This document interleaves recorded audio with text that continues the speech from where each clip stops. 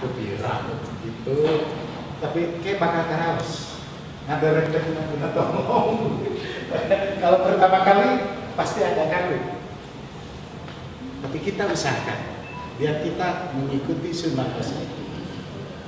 Itu mengenai cara rukuk. Lalu cara sujud.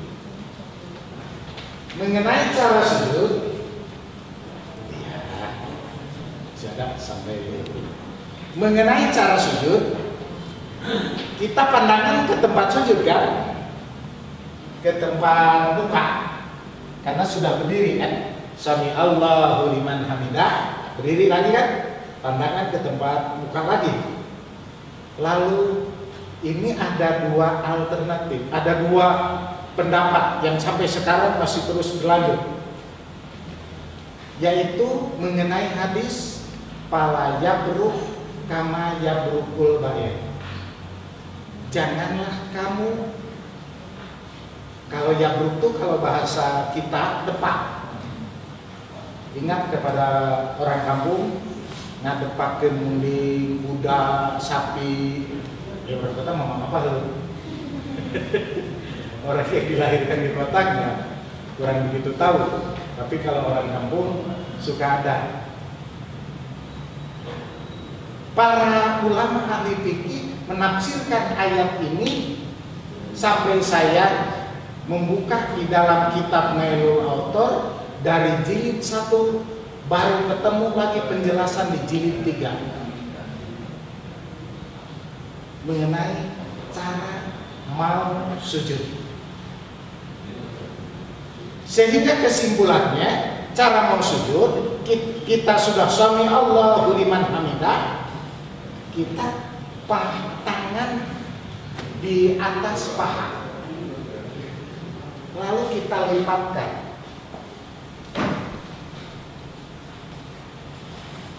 baru telapak tangan simpan. Nanti posisi nyimpannya kita terangkan lagi. Baru kita tempelkan dahi dan hidung pada tempat sujud. Jari kaki diarahkan ke kiblat. Kan tadinya mengarah kiblat, jadi tidak dirubah. Jadi asalnya kan mengarah kiblat begini. Lalu kita sujud, cukup dilipat saja, langsung otomatis. Lalu menyimpan dua telapak tangan sebagaimana keadaan telapak tangan seperti waktu takbir. Jari-jari terbungkul dan terulur. Ujung jari diarahkan ke kiblat. Dan kita ada antara telapak tangan antara pundak dan telinga. Tidak terlalu ke depan, tidak terlalu ke belakang. Laki-laki dan perempuan.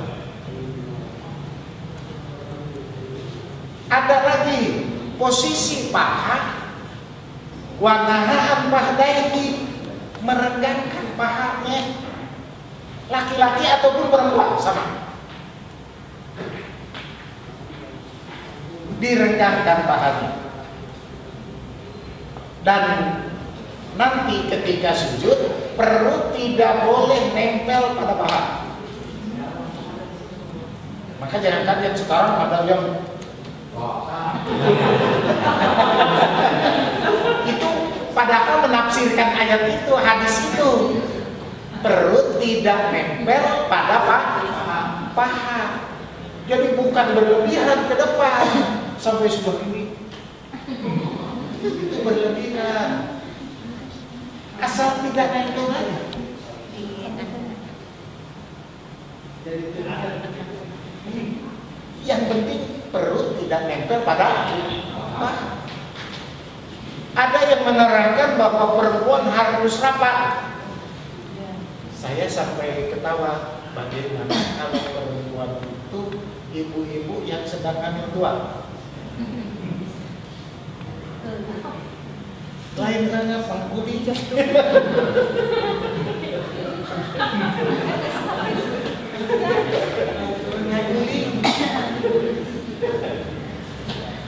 Maka Rasulullah membuat ringah demikian. Apa hikmahnya bagi yang hamil itu untuk meluruskan posisi anak? Apa ini? Bagi yang hamil 2 untuk meluruskan posisi anak. Saya pernah dulu ketika di pesantren, ada tetangga saya, tetangga asrama, dia hamil 2. Lalu dia datang ke dokter kandungan. Kebetulan di USG anaknya melintang. Apa kata dokter itu? Bu, nanti sampai di rumah ibu harus merangkak. Ibu harus merangkak. Saya senyum. Mengapa senyum? Tidak pernah saya menemukan kambing melintang. Anak kambing nggak ada yang melintang. Semuanya lancar. Dan orang salilana. Betul nggak? Maka dalam posisi sholat pun saya arahkan untuk meluruskan anak yang di dalam kandungan, maka paha diregangkan dan sujud lama untuk meluruskan posisi anak. Karena kalau dijepitkan, dirapatkan, maka posisi anak akan tertekan bagian kepala ke atas. Kalau sudah gede bisa melintang. Itu saya mempelajari mengenai ilmu kebidanan.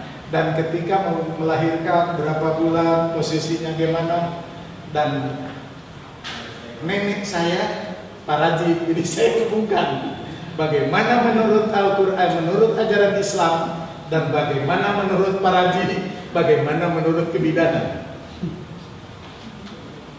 Maaf nih, saya bukan bidan, bukan Paraji, tapi saya memperhatikan hal tersebut. Sampai pernah saya diskusi di BKIA mengenai masalah bagaimana tali ari-ari yang membeli, mengapa ada yang melintang. Sampai saya diskusikan dengan bidan itu, dan sampai mencoba membuat suatu makanan yang mengakibatkan kepada anak tidak benar. Nih, bagi ibu-ibu, bapak-bapak nggak mungkin tahu. Pada waktu itu ada yang mau melahirkan dalam posisi melintang. Kalau di kampung istilahnya digedok. Dia diangkat perutnya pakai samping, lalu digulingkan ke sana, turunkan terus, sehingga untuk meluruskan, istilah sunat Paraji gedok, untuk meluruskan. Karena diluruskan demikian itu akan rusak anak, karena anak bagaikan balon saja. Maka diatur dengan sedemikian rupa. Kalau di dokter, kalau sudah melintang, ya jalan pintas, jalan jendela. Maka dalam Islam, dengan saya menyuruh supaya sujud yang benar. Dan makanan tidak boleh makanan yang sekiranya memanaskan kepada anak. Jadi dari 5 bulan, maaf nih bagi ibu-ibu, bagi calon ibu juga, dari umur 5 bulan mengandung, jangan makan pedas. Sampai saya praktekkan, ketika ada yang mau melahirkan, cuma 1 hari lagi atau 2 hari lagi, masih bukaan 2, ngobrol dengan bidan. Mari kita buktikan, panggil si ibu itu. Saya buat rujak dengan bidan itu di dapur, buat rujak yang agak pedas, makan. Dia dicoba dulu, oh sudah bagus posisinya, lalu makan rujak. Akhirnya begitu habis makan rujak, anak tidak mau biar. Inilah yang akibatkan melintang atau membelit tali ari-ari pada posisi anak. Karena panasnya. Mengapa? Karena plasenta ada di belakang kan? Anak ada di depan. Jungking. Lalu kalau dia panas, maka dia bergerak. Sedangkan tali ari-ari menghubungkan antara plasenta dengan pusar bagi anak.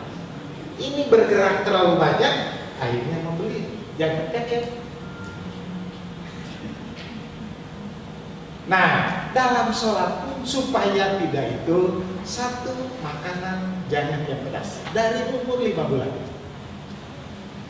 sampai 9 bulan.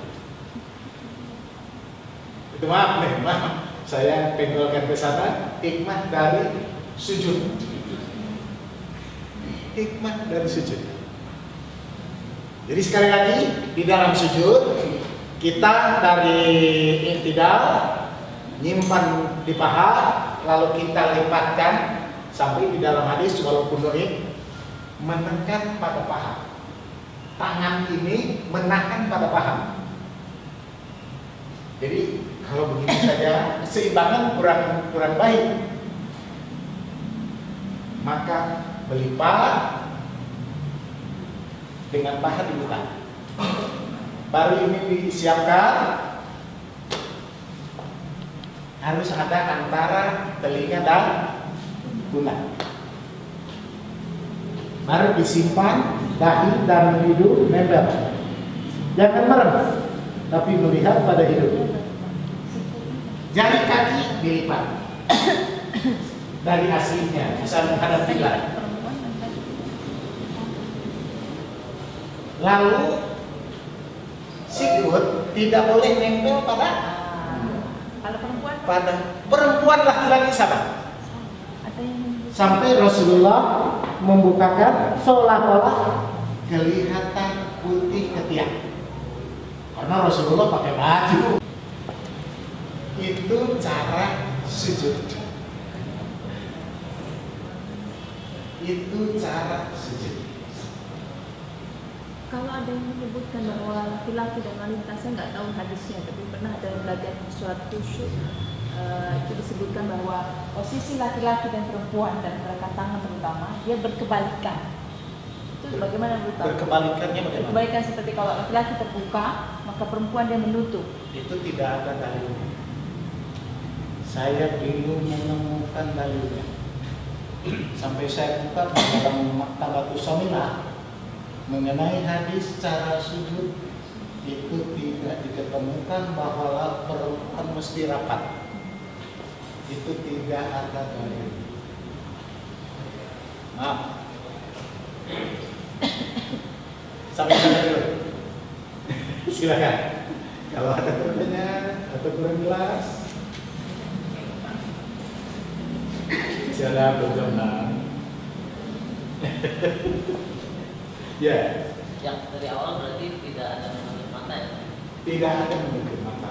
Sampai Rasulullah, orang yang menutup mata sedang sholat, itu Allah akan mencabut dengan istilah akan membutakan matanya, tidak mau mengembalikan. Saking tidak boleh memerangkan mata. Ada yang berpendapat supaya khusyuk mata diberangkan, itu salah. Kalau dalam hal mengalihkan pandangan, dimana ketika kita menghadapkan wajah kita kepada tempat sujud, kita menghadapkan wajah kita pada Allah, wajah Allah ya. Iya. Iya. Ketika kita mengalihkan pandangan, seberapa jauh yang dikatakan mengalihkan pandangan sehingga Allah berpaling dari kita? Apakah ketika kita pada saat ini kan melirik sini kan berarti tidak mengalihkan pandangan ya Pak? Tapi kalau misalnya kita melihat ke tempat wajah kita di tempat sujud, kemudian kita melihat pada saat duduk di antara dua sujud itu kita kan beralih ke lebih rendah lagi daripada wajah lebih ke ini, berarti kan itu bukan bagian dari mengalihkan pandangan. Tapi kalau yang mengalihkan pandangan dan kemudian buat Allah berpaling itu sejauh mana? Itu karena di sebelum turun surat Al-Mu'minun tadi banyak orang sambil sholat melirik ke sini, Lalu setelah bisolatihim maksimum turun ayat itu, maka para sahabat melihat di tempat. Jadi kok masih di seputaran tempat sujud saja Iya, dan tidak ada di tempat sujud saja. Jalan ya, maka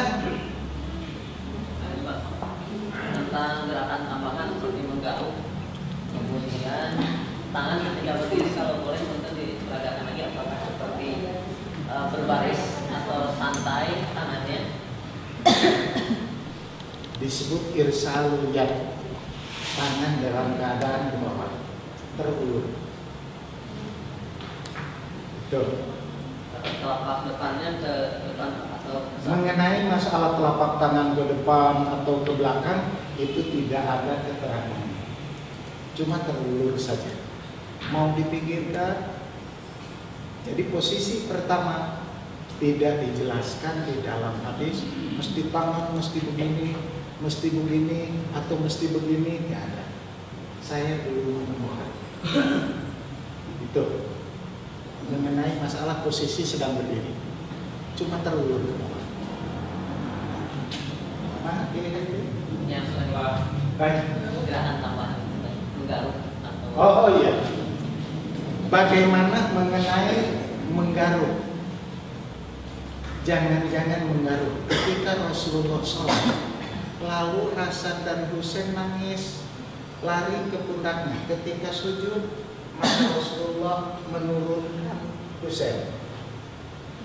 Ketika bangkit, dia menggendong lagi. Ini gerakan lebih dari. Jadi artinya menggaruk beberapa kali pun kalau betul-betul menggaruk itu Allah Maha tahu. Jadi tidak membatalkan sholat.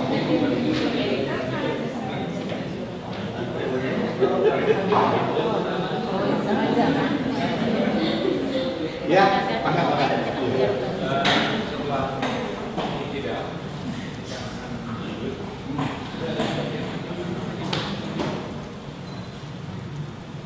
Apakah ada bahwa kita setelah i'tidal sami Allahu liman hamidah lalu mau sujud mengangkat tangan lagi? Itu tidak ada dalilnya.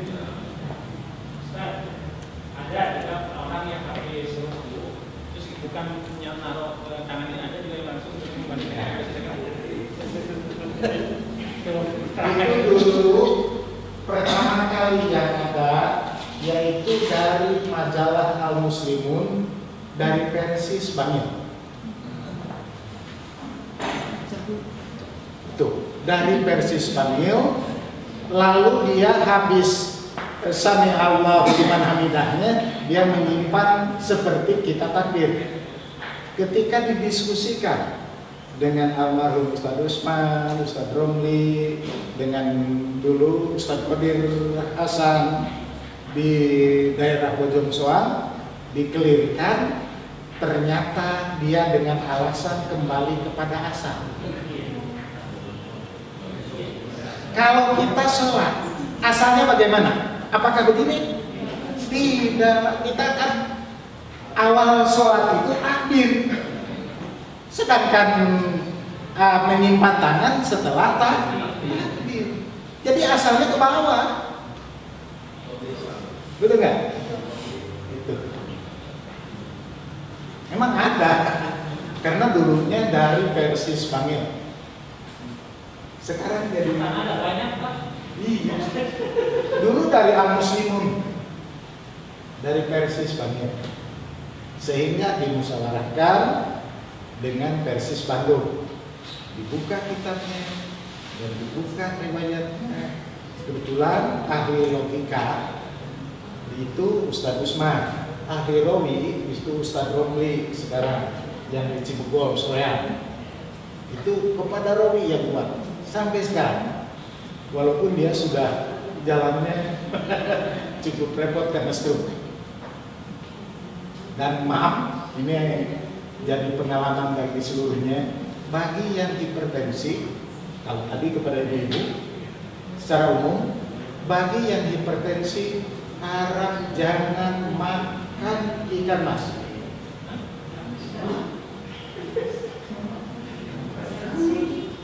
bagi yang hipertensi jangan makan ikan mas.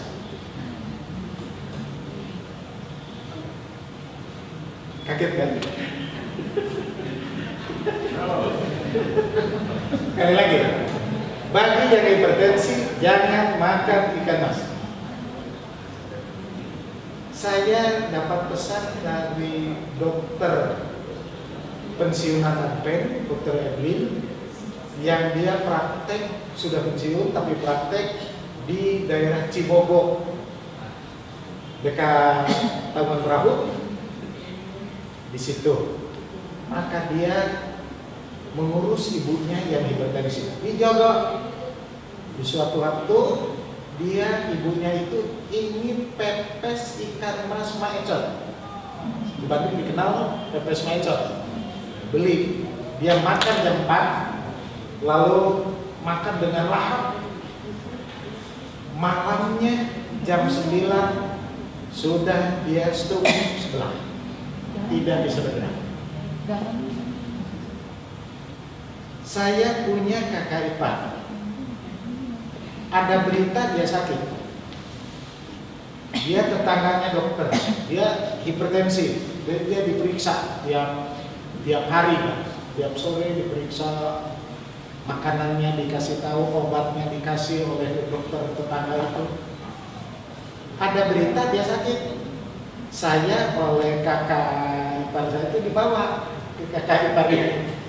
Yuk lihat, buat, ayo. Begitu ke sana, dia sedang gini aja, ininya sudah bengong, tangannya sudah nggak bisa bergerak sebelah. Saya panggil anaknya. Kemarin si Mama dikasih makan apa? Dia pertama nggak jelas.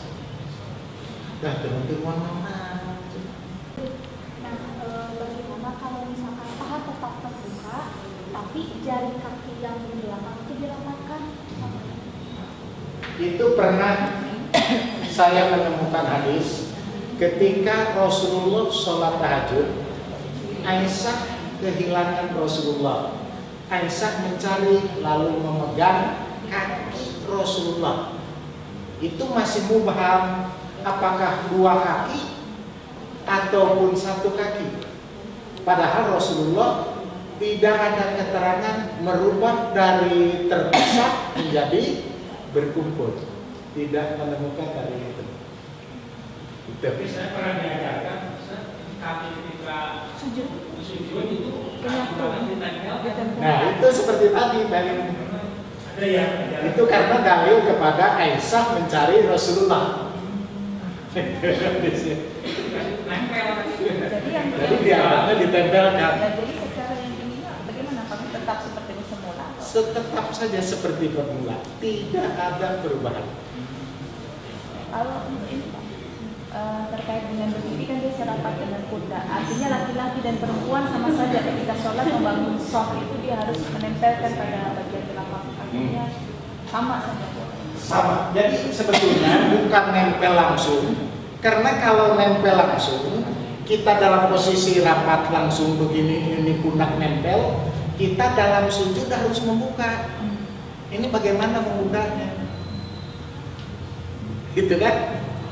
Ini, maka arti itu harus lurus dan ada kesempatan ketika sujud kan harus dibuka. Ini walaupun sedikit. Kalau rapat semua pundak dengan pundak, bagaimana cara membukanya? Jadi artinya nempel persisian telapak itu bagaimana Pak? Itu tidak ada keterangan.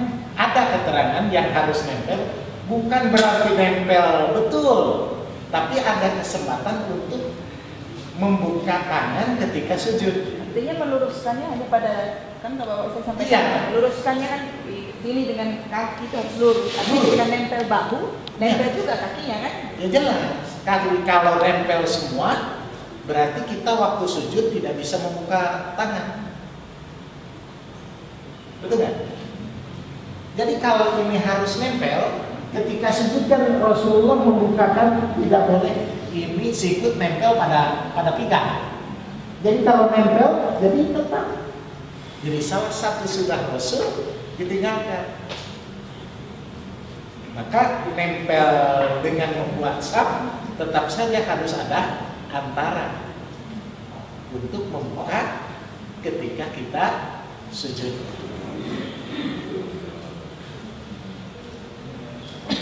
Ada belum selesai dua materi kedua ini lagi mengenai masalah tasahud atau duduk iftiros dan duduk tawarruk. Duduk iftiros, duduk tawarruk. Kalau duduk iftiros, ingat kepada parosud. Parosud itu hamparan, tikar. Parosud itu tikar.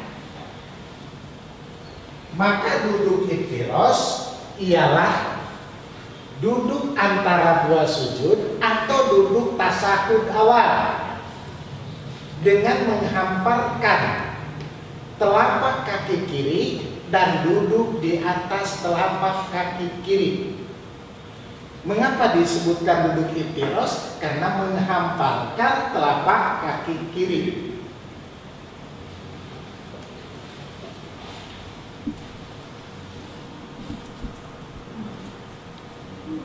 Telapak kaki kanan tidak dirubah. Tetap. Ini namanya duduk iftiros. Mengapa? Karena telapak kaki kiri dihamparkan. Kalau duduk tawarruk sama. Asalnya begini kan. Lalu telapak kaki kiri dikedepankan. Malah di dalam hadis riwayat Imam Muslim, telapak kaki kiri itu antara betis dan paha, ma baina pahdaihi wasakkihi. Jadi bukan lewat ke pinggir. Kalau kita kan lewat moncor di pinggir kan, kita kan begitu, betul nggak?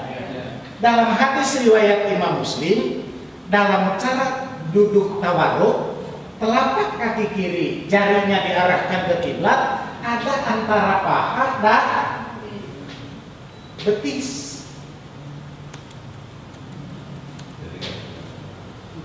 Jadi tidak keluar, tetap saja menghadap kiblat, jari-jarinya mengarah kiblat. Kelihatan.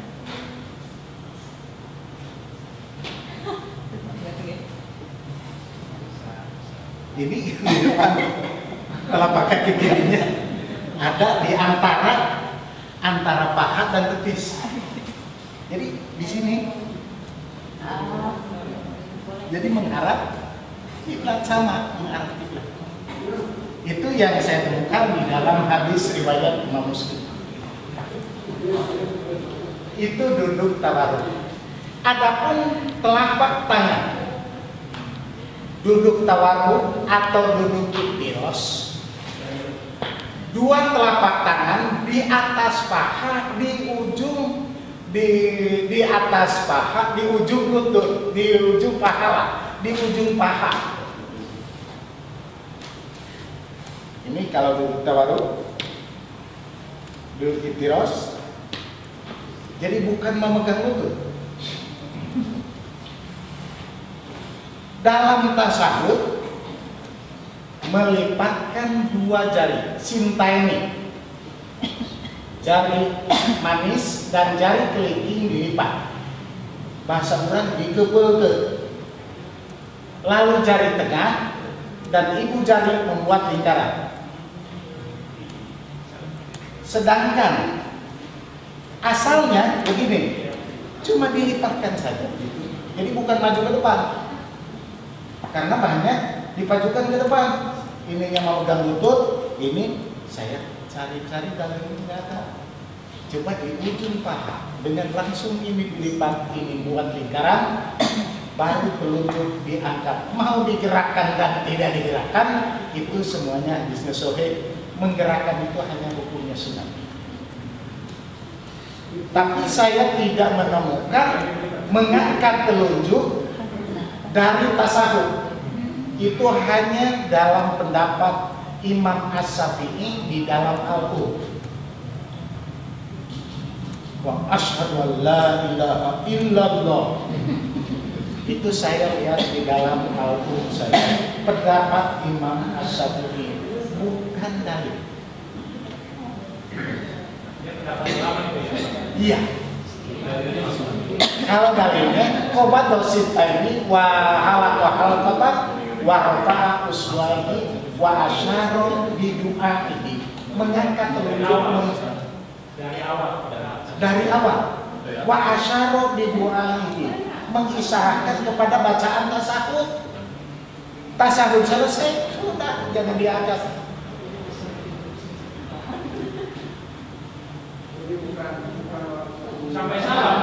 Sampai salah.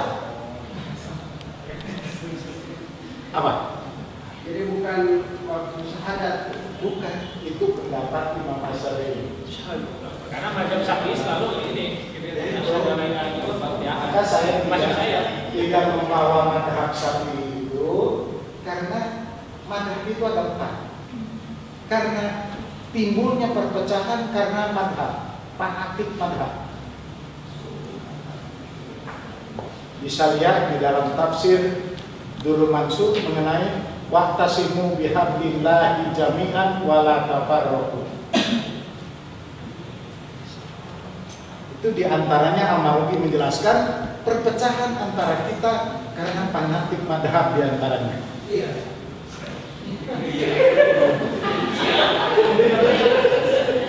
Mengapa tidak membawa madhab Syafi'i? Karena mereka sudah berwasiat, kalaulah pendapat saya bertentangan dengan sunnah Rasul, buanglah pendapat saya, ambillah sunnah Rasul. Maka saya sodorkan sunnah Rasulnya saja, tidak menyodorkan pendapat-pendapat.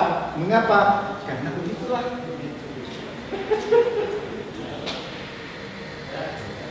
Ya. Pertama, mengenai masalah doa iftitah. Doa iftitah itu ada 3 jenis.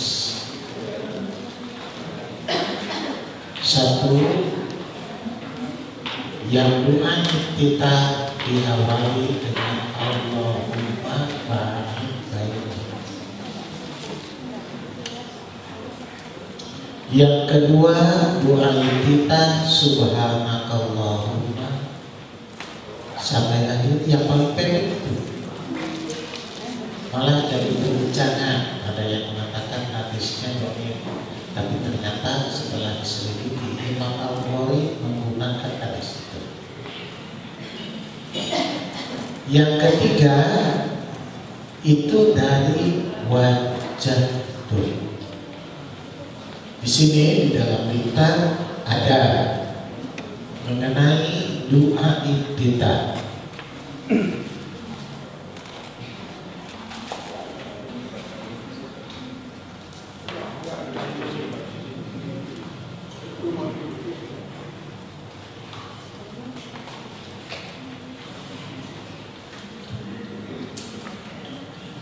Nah, di halaman 13 bab doai iftitahi. Pertama, subhanakallahumma wa bihamdika wa tabarakasmuka wa ta'ala jadduka wa la ilaha ghairuka. Yang kedua, di sini Allahumma barik baini, itu hadis nomor 49 sampai akhir. Yang ketiga yaitu wajah, itu hadis riwayat Imam Muslim. Itu dimulai dari wajah, itu yang tertera dalam hadis. Itu yang hadis sahih riwayat Imam Muslim, riwayat At-Tirmidzi, riwayat Abu Dawud. Itu di riwayat Al-Bukhari itu 3 macam. Sekali lagi, Pertama, subhanakallahumma wa bihamdika, sampai wa tabaraka ismuka wa ta'ala jadduka wa la ilaha ghairuka. Yang kedua, doa kita Allahumma ba'id baini. Di dalam kita ada. Yang ketiga, riwayat Imam Muslim, wajah tuh. Adapun yang sering kita bahas, yang sering kita lakukan dulu, termasuk saya, Allahu Akbar kabiro walhamdulillahi katsiro wa subhanallahi bukratan wa asila. Ini wajah tuh sampai akhir sama, akhirnya sama. Awal dari tadi doa iftitah itu tidak diketemukan dari Allahu Akbar kabiro. Yang ada wajah tuh sampai akhir, akhirnya sama. Jadi Allahu Akbar kabiro itu tambahan atau dalam bahasa Arab zaidah oleh sebagian para ulama, bukan diambil dari hadis. Tidak akan ditemukan hadisnya yang menerangkan Allahu Akbar kabiro, tapi di itu hanya wajah tuh, akhirnya sama, akhirnya sama. Itu yang berkalian dengan doa iftitah. Lalu yang kedua di situ istilahnya niat. Niat di dalam kitab Safinatun Najat, an-niyatu mahalluha fil qalbi. Niat itu tepatnya di hati, bukan di mulut. Tapi Imam An-Nawawi Al-Bantani dia di dalam kitab Safinatun Najat, wa talaffuzu biha sunnatun, melapatkan, melisankan niat itu hukumnya sunnah. Itu menurut Imam An-Nawawi Al-Bantani, bukan hadis. Dalam hadisnya tetap bahwa niat itu adalah di dalam hati, membaca tahu.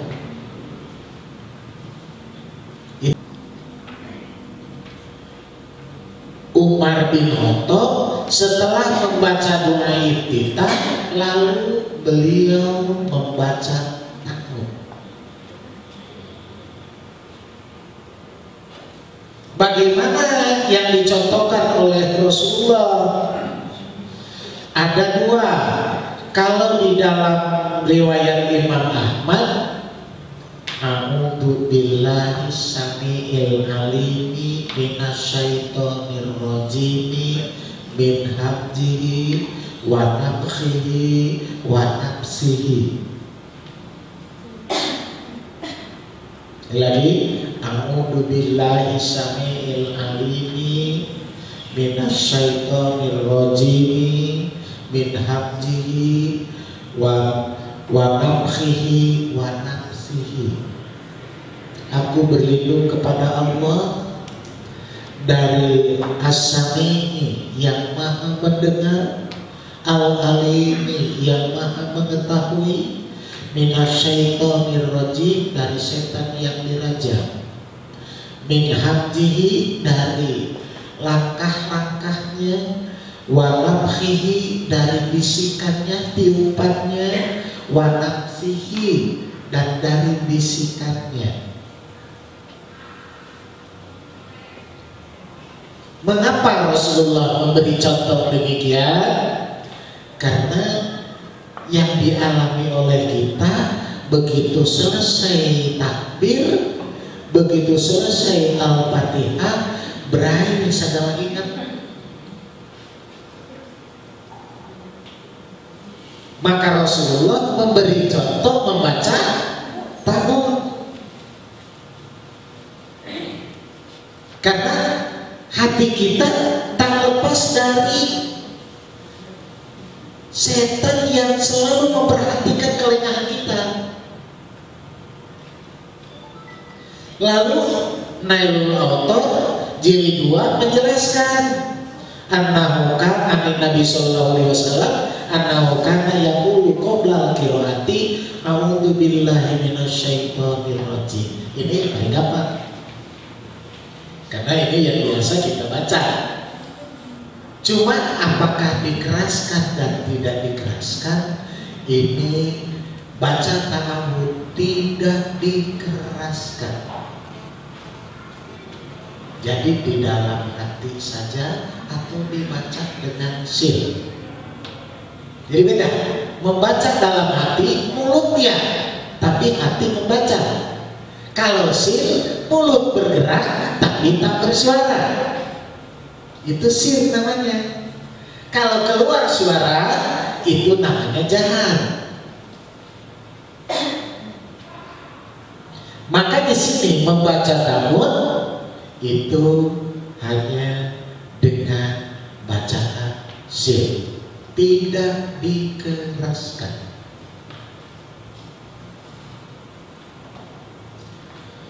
Baru membaca Fatihah. Fatihah disebut juga Sab'ul Masani, yaitu suatu surat 7 ayat yang diulang-ulang, disebut Sab'ul Masani. Yang jadi perselisihan di antara kita, apakah bismillahnya itu masuk terhadap Fatihah atau bukan? Ini yang jadi pertanyaan. Ada yang mengatakan bahwa bismillah itu adalah masuk terhadap bilangan ayat Fatihah. Ada yang mengatakan karena Rasulullah pernah memulai dalam baca Fatihah dengan Alhamdulillah. Setelah saya lihat di dalam beberapa hadis, juga dilihat dalam tafsir Nurul Mansur jilid 1, ini kitabnya, kebetulan di Istiqomah ada di perpustakaan kami. Di sini dengan banyak hadis dijelaskan mengenai masalah Fatihah, khususnya mengenai bismillahnya. Mengapa Rasulullah pernah tidak mengeraskan bismillah? Ketika di Makkah, Rasulullah membacakan Fatihah dengan keras, dengan suara yang nyaring, dengan dijaharkan dari bismillah sampai akhir pada siang hari. Ketika Rasulullah mengucapkan Bismillahirrahmanirrahim, orang-orang kafir Quraisy dia memperolok-olokkan karena ada Ar-Rahman Ar-Rahim. Maka Rasulullah membelangkan bacaan Fatihah di waktu siang hari. Mengapa? Karena diperolok-olokkan oleh orang kafir Quraisy. Mengapa memperolok-olokkan? Dia menyatakan bahwa Muhammad telah menyebut nama Tuhan kami, yaitu kepada Yamamah, waktu Yamamah, kepada Musailamatul Kadzdzab. yang dia mengaku nabi dengan diberi gelar Ar-Rahman Ar-Rahim. Kalau bahasa Sunda geni Muhammad dia nyebut sedangkan dan Nabi kami. Maka di situ Rasulullah bacaan di siang hari tidak dikeraskan. Mengenai mengeraskan dan mensirkan bacaan di dalam sholat itu karena demikian pada waktu itu dipermainkan. Tapi ketika Rasulullah sudah hijrah ke Madinah, maka bacaan Fatihah waktu sholat Jumat Rasulullah mengeraskan karena banyak umat Islamnya. Sehingga orang kafir Madinah tidak berani untuk mengganggu kepada Rasulullah. Itu mengenai mengapa kalau siang hari tidak dikeraskan. Lalu kalau malam hari Rasulullah pernah mengeraskan sama. Kalau maghrib tidak mengeraskan, hanya bismillahnya saja. Maka Rasulullah kedengaran oleh sebagian sahabat dengan memulai membaca Alhamdulillah. Padahal tidak berarti, bukan berarti tidak membaca bismillah. Karena apa? Di dalam hadis riwayat Imam Abdul Mudi yang diterima dari Abu Hurairah, Rasulullah berkata, apabila kalian membaca Fatihah, kalau di sini idza qara'tumul hamda faqra'u bismillahirrahmanirrahim innaha ummul qur'ani wa ummul kitabi wa sab'ul masani wa bismillahirrahmanirrahim ihda ayatina. Apabila kalian membaca alhamdulillah, maksud alhamdulillah di sini Fatihah. Faqra'u, kalian harus membaca. Kata perintah Bismillahirrahmanirrahim.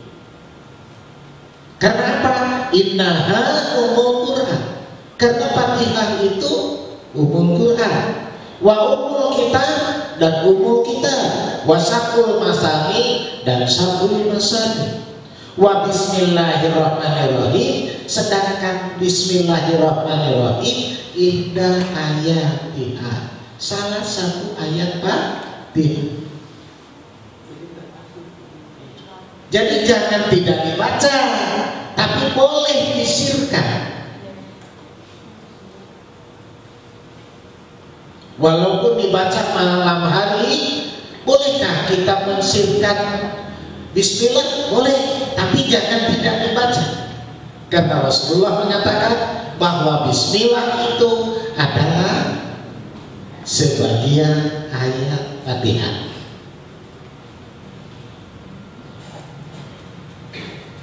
Pernah di dalam hadis yang lain, ada salah seorang sahabat, dia sholat, dia bacaannya dikeraskan, lalu dia tidak membaca Fatihah. Kata Rasulullah, ulangi lagi sholat kamu, karena kamu belum sholat. Sampai 3 kali.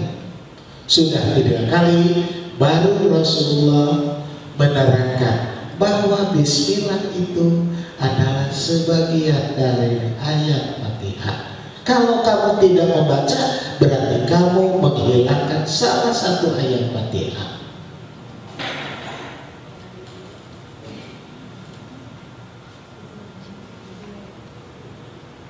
Itu.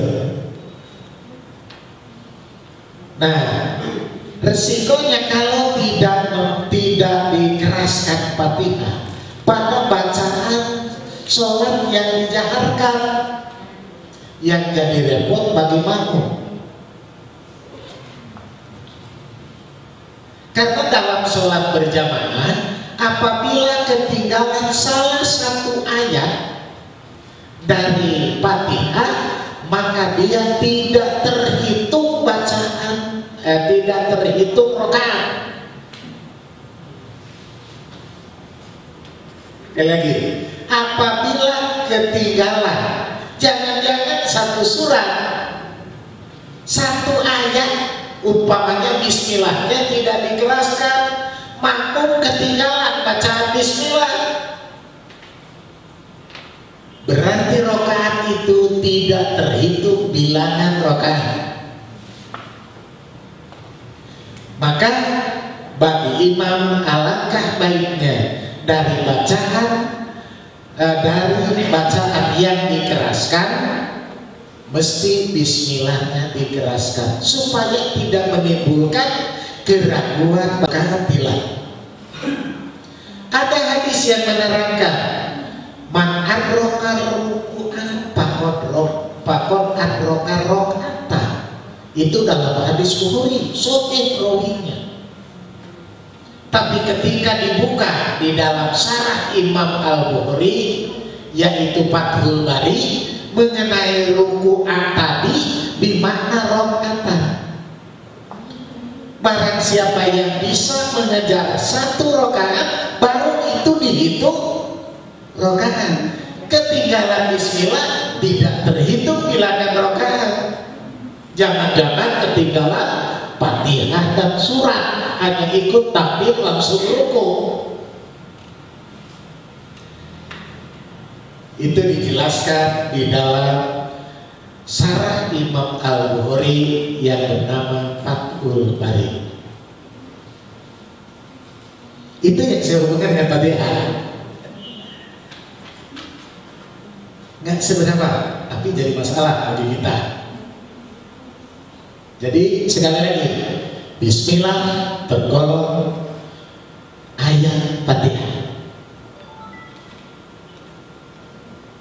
Ketinggalan satu ayat berarti ketinggalan satu rakaat apabila imamnya dijaharkan. Bagaimana setelah sholatnya baca Fatihah lalu baca surat? Baca Fatihah hukumnya wajib, tidak sah sholatnya kalau tidak baca Fatihah. La sholata liman lam yaqra bi Fatihatil kitab. Tidak sah sholatnya kalau tidak baca Fatihah. Lalu bagaimana mengenai masalah surat? Karena tidak sah sholat baca Fatihah, kita jadi makmum. Pas imam membaca surat, kita baca Fatihah. Ini bacaan kan? Kita baca Fatihah. Bagaimana itu hukumnya? Di dalam Al-Quran, wa idza quri'al Qur'anu fastami'u lahu wa ansitu la'allakum turhamun. Di dalam tafsir Durrul Mansur, apabila dibaca bacaan Al-Quran itu dikeraskan, maka makmum harus mendengarkan. Fastami'u lahu wa ansitu, harus memperhatikan. Mucek sunat ngarep ke. Untuk apa? La'allakum turhamun, agar kalian mendapat rahmat. Jadi kalau tidak mendengarkan malah membaca Fatihah atau tidak memperhatikan, jangan-jangan rahmat Allah tidak turun kepadanya. Jangan-jangan rahmat Allah nanti tidak turun kepadanya. Karena di situ la'allakum turhamun. Jadi harus bagaimana? Bagi makmum, imamnya yang membaca dijaharkan Fatihah ataupun surat, maka makmum karena harus pastami'u wa ansitu la'allakum turhamun. Dengarkan, perhatikan agar mendapat rahmat. Lamun hayat gitu karena rahmat Allah. Hari itu kan terserah. Karena di situ la'allakum kan, agar kalian mendapat rahmat. Karena banyak orang hari rahmat di hotel, tapi hari prak-prakannya jauh menang rahmat. Yes. Padahal Rasulullah menjamin orang yang masuk surga bukan karena amalannya saja, tidak cukup masuk surga kecuali dengan maghfirah dan rahmat Allah.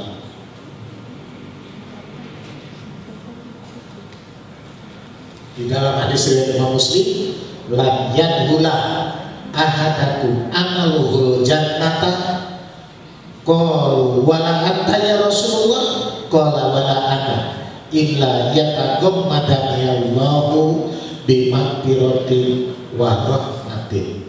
Itu dalam hadis riwayat Imam Muslim. Salah seorang tidak akan dia dimasukkan dengan amal-amalnya, tidak akan bisa memasukkan kepada salah seorang ke surga. Jadi amalnya tidak bisa menjamin untuk masuk surga. Para sahabat bertanya, wala anta ya Rasulullah, apakah engkau tidak? Rasulullah menjawab, wala ana, aku pun kalau mengandalkan amal tidak akan bisa menjamin masuk surga. Kalau dalam bahasa Sunda, dagang moncong rancatan emas. Bagi orang Sunda ada yang sebagian mengerti, kalau anak muda umumnya tidak mengerti. Dagang moncong rancatan emas itu artinya modalnya mahal, tapi yang dijualnya hasilnya kecil sekali. Air rancatan dijual tina emas, ari dagang moncong ukur sama berapa. Kita umur panjang, sehat, sedangkan amal sholat begitu benar. Maka istilah Sunda dagang moncong rancatan emas terlalu besar kalau Allah yang diberikan kepada kita. Itu di dalam masalah bacaan surah bagi yang berjamaah dan dijaharkan. Kalau yang tidak dijaharkan itu masing-masing bacaannya masing-masing, Fatihahnya masing-masing, kalau bacaan suratnya masing-masing. Jangan diam saja. Dan ada yang berpendapat bacaan makmum sudah ditanggung jawab oleh bacaan imam. Itu bohong. Lalu selesai baca surat, kita ruku. Kalau takbir udah jelas ya. Kita ruku. Apa yang dibaca di dalam ruku? Itu ada dua macam. Bacaan ruku ada dua macam sebetulnya, yang umum dan sering mutawatir yang dilaksanakan oleh Rasulullah dan para sahabat.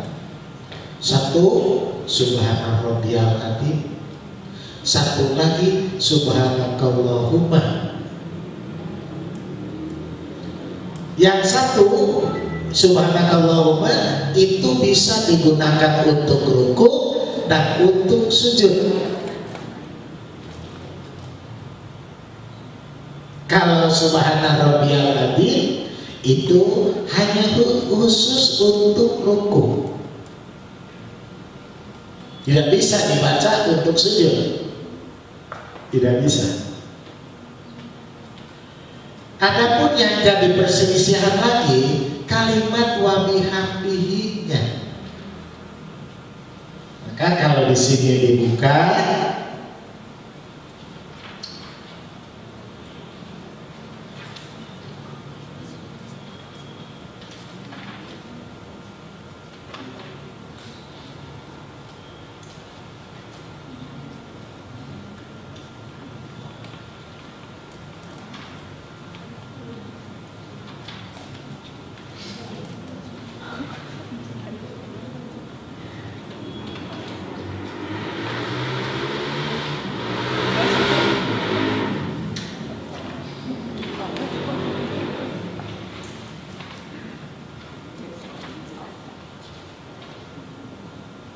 babur ruku.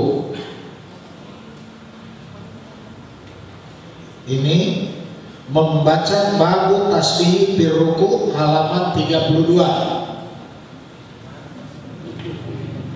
Yaqulu fi ruku'ihi wa sujudihi subhanakallahumma rabbana wa bihamdika allahumma ighfirli. Itu bisa dibaca untuk ruku dan dibaca untuk sujud.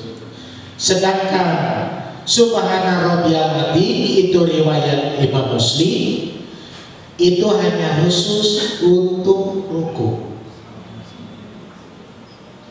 Mengenai wa bihamdihi itu sebetulnya jadidah, tambahan saja. Maka lebih al-awsat, pertengahan.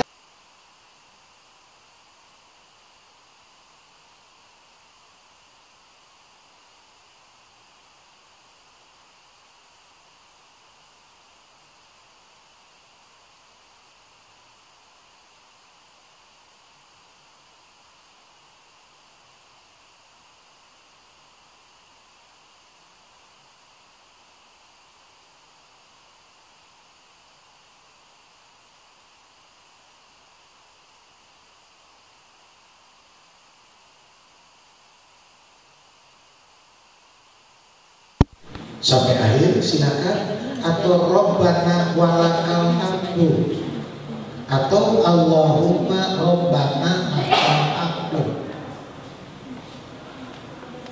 Itu bacaan iktidal. Mau menjawab Rabbana walakal hamdu, imam pun harus membaca. Jadi bukan makmum saja. Jadi imam setelah mengucapkan sami Allahu liman hamidah, mau menjawab Rabbana lakal hamdu, maka imam pun membaca Rabbana lakal hamdu.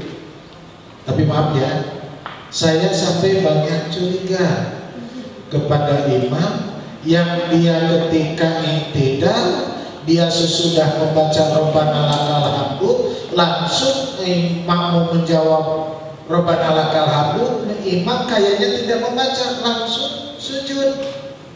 Padahal ketentuan bagi imam dan makmum tetap membaca doa tersebut. Lalu sujud, sujud yang lebih netral membaca yang tadi subhanakallahumma. Karena subhana rabbiyal a'la ada suka yang menambah wa bihamdihi, itu hadisnya dhaif, itu jaidah saja, tambahan dari sebagian ulama.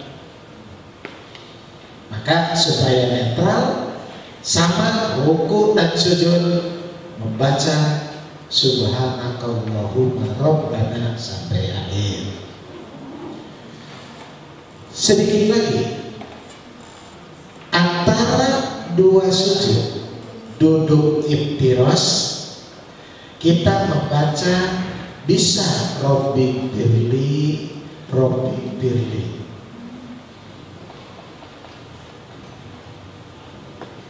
Atau membaca Robbi Firli, Warhamni, Wajburni, Wahdini, Warjukni, 5 kata. Nanti di diktat sudah ada walaupun belum kebagian. Karena saya tidak tahu itu urusan penelitian. Maka maaf bagi yang sudah kebagian, harap kasihan penelitian untuk mengganti fotokopinya. Bukan apa-apa, bukan untuk saya, bukan. Kepada penelitian. Walaupun tadi kata ketua penelitian tidak tahu apakah itu mesti diganti, tapi bagi saya mesti diganti. Kasihan penelitian. Itu bacaan sujud. Yang terakhir bacaan tasahud. Tasahud ada dua macam. Ada tasahud Ibnu Mas'ud, ada tasahud Ibnu Abbas. Kalau Ibnu Mas'ud, at-tahiyatu lillah. Awalnya sama itu. Kalau Ibnu Abbas, at-tahiyatul mubarakatus sholawatut thayyibah. Itu tasahud. Mengapa dinamakan tasahud? Karena bacaan tersebut ada dua kalimat syahadat. Asyhadu an la ilaha illallah wa asyhadu anna Muhammadar Rasulullah. Kalau Ibnu Abbas, asyhadu an la ilaha illallah wa asyhadu anna Muhammadan abduhu wa rasuluh.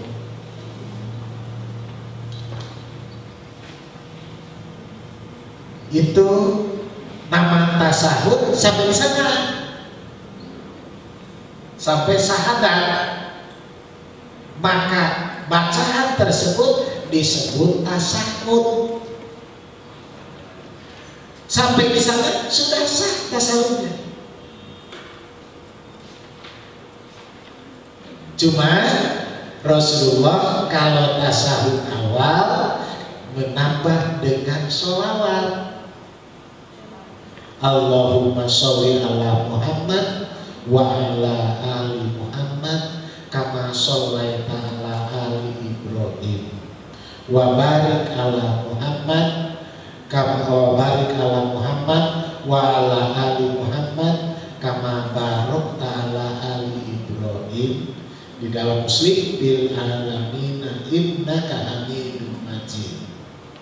Itu Rasulullah ditambah tasahudnya dengan membaca sholawat. Sampai syahadat saja sah.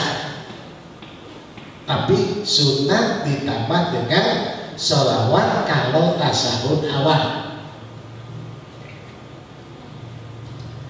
Kalau tasahud akhir, Rasulullah menambah dengan doa. Jadi beda. Bukan tasahudnya dengan doa, bukan, ditambah kalau tasahud akhir.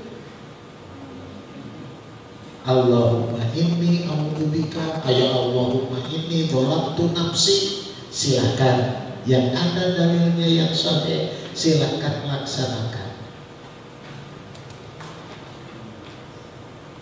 Itu di dalam masalah sholat bacaannya. Selesai kita sholat, ucapan salam. Ucapan salam ada dua macam. Assalamualaikum warahmatullah, itu hadis mutawatir. Ada yang hadis ifrad, hadis hanya satu riwayat. Itu assalamualaikum warahmatullahi wabarakatuh. Maka jarang sekali oleh para ahli fikih salam yang kedua ini dilaksanakan karena hadisnya ifrad, maksudnya hanya satu riwayat. Kalau hadis sampai warahmatullah itu hadisnya mutawatir, banyak rawinya. Itu sehubungan dengan salam. Selesai salam, Rasulullah beristighfar 3 kali. Sudah istighfar, lalu membaca Allahumma antas salam wa minkas salam sampai akhir. Selesai itu membaca tasbih 33 kali, membaca tahmid 33 kali, membaca takbir 33 kali, membaca tahlil 1 kali. Jadi jumlah 100. Adapun menghitung yang disebut bahasa kita wirid, itu kan disebutnya wirid kan? Menghitung wirid di zaman Rasulullah ada dia menghitung dengan biji-bijian, dengan batu. Ada seorang istri menghitung wirid tersebut dengan batu atau dengan biji-bijian dihitung, seperti mengucapkan tasbih subhanallah, subhanallah, pindah-pindah sampai 33 kali. Lalu Rasulullah masuk. Kata Rasulullah, inginkah kamu ditunjukkan dengan yang lebih ringan?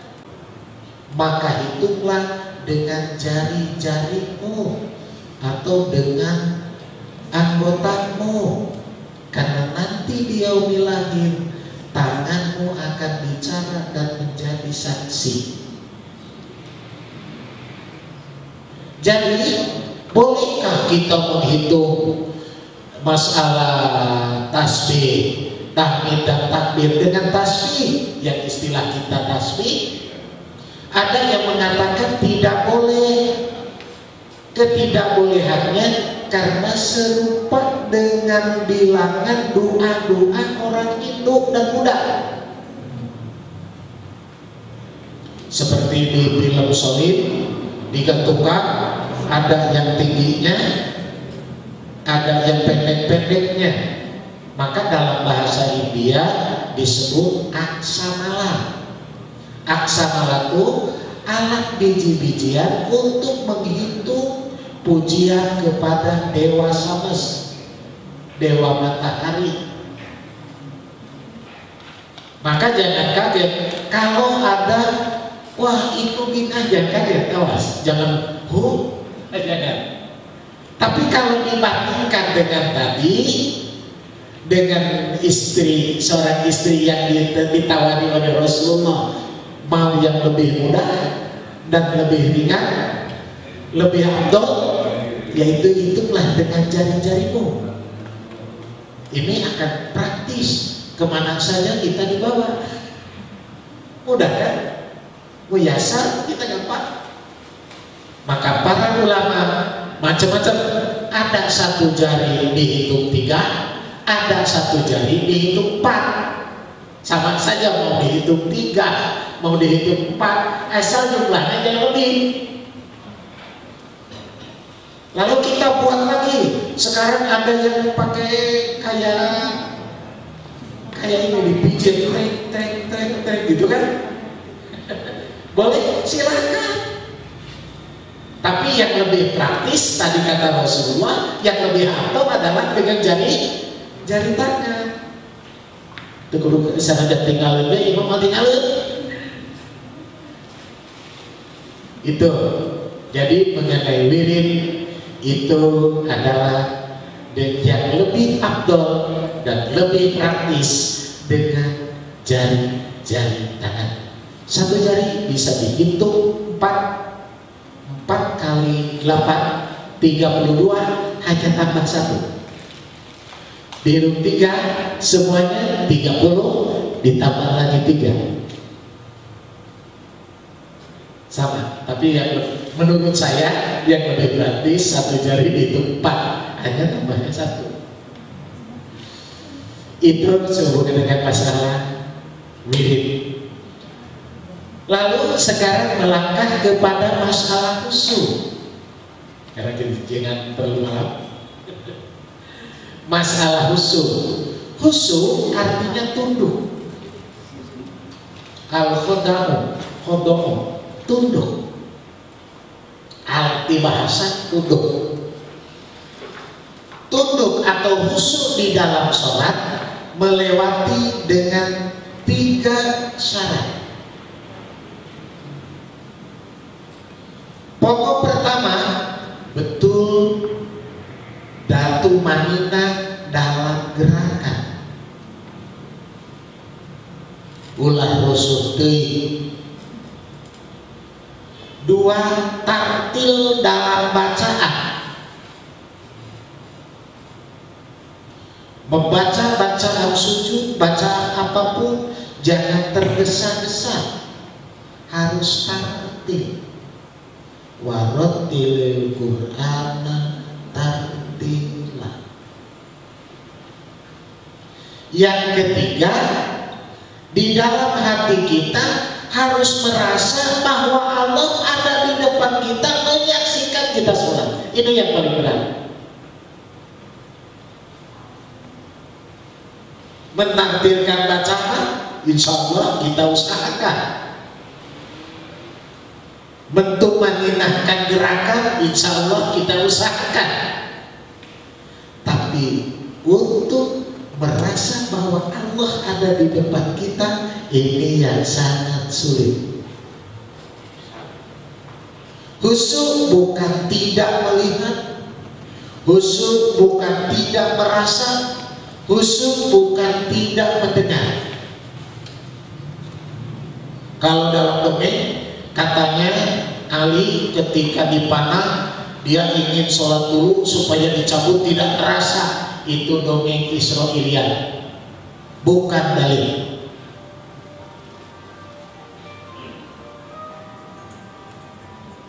Jadi mesti yang 3 tadi, sehingga pantas kembali Rasulullah berdoa, Allahumma inni a'udzubika min husu'in nifaqi. Qalu mau husu'un nifaqi. Apa ya Rasulullah? Apa yang dimaksud husu' nifaq? Husu'ul badani wa nifaqul qalbi. Jadi di dalam hati kita, dalam gerakan dan bacaan, merasa bahwa Allah di depan kita, menyaksikan kita. Ini yang paling berat, yang mesti. Jadi khusyuk artinya tunduk dengan melewati 3 syarat. 1, gerakan harus tumanina. 2, bacaan harus tartil. 3, hati kita merasa bahwa Allah menyaksikan di depan kita.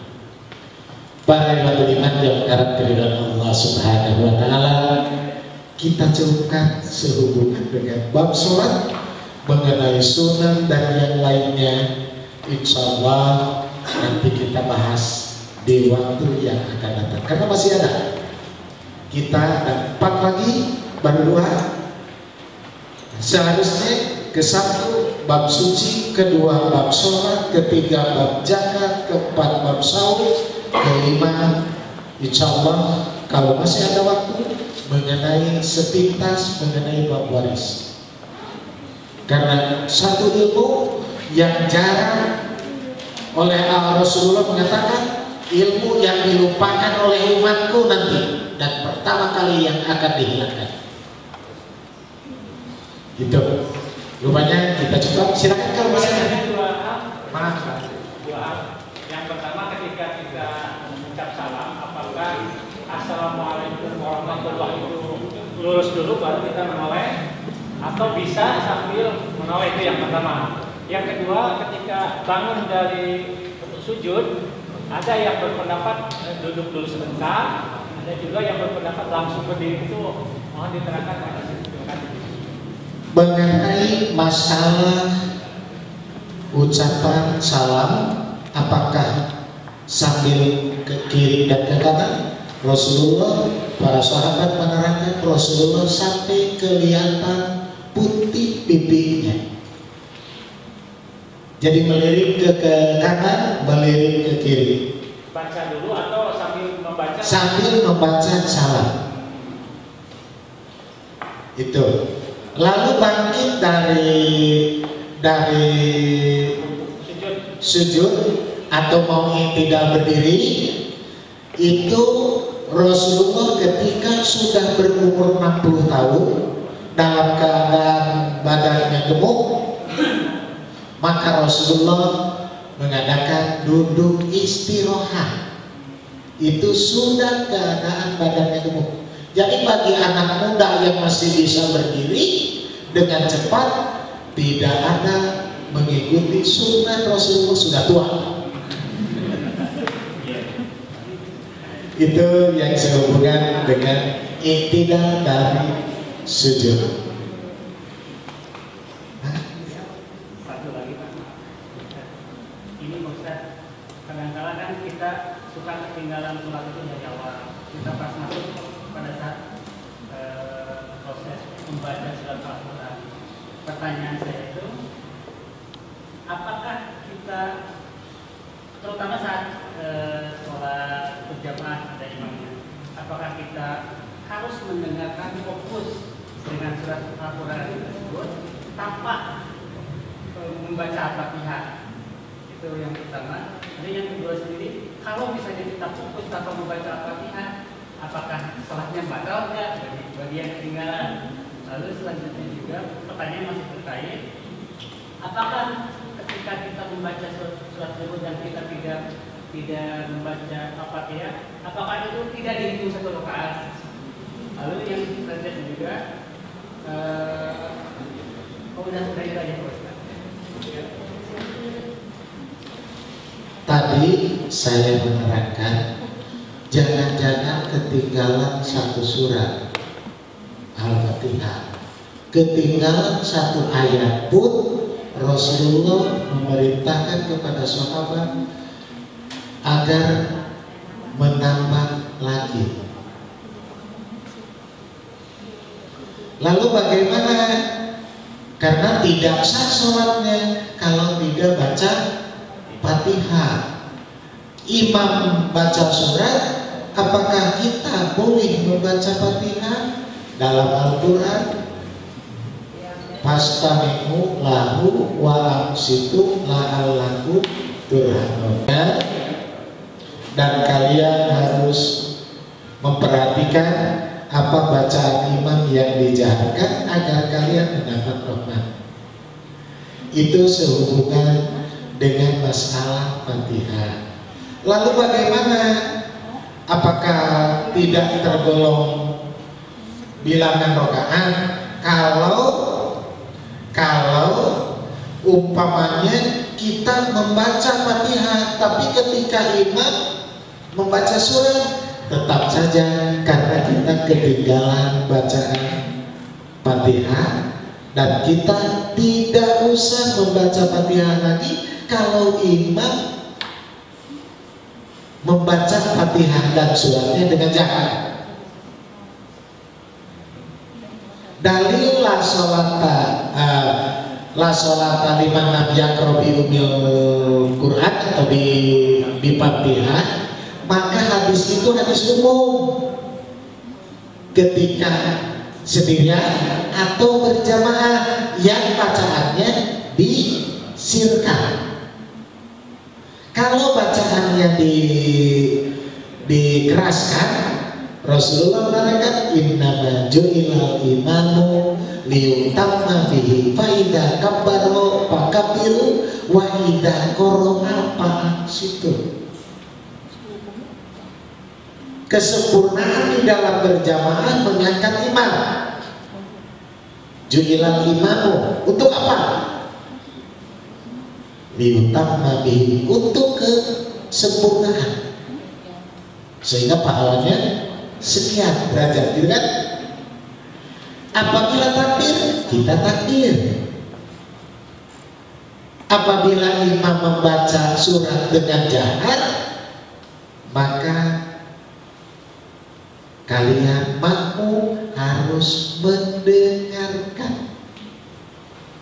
Itu dalam hadis riwayat Abu Dawud, At-Tirmidzi, dan Imam Muslim. Innama ju'ilal imamu liyutamma bihi fa idza kabbara fakabbiru wa idza qara'a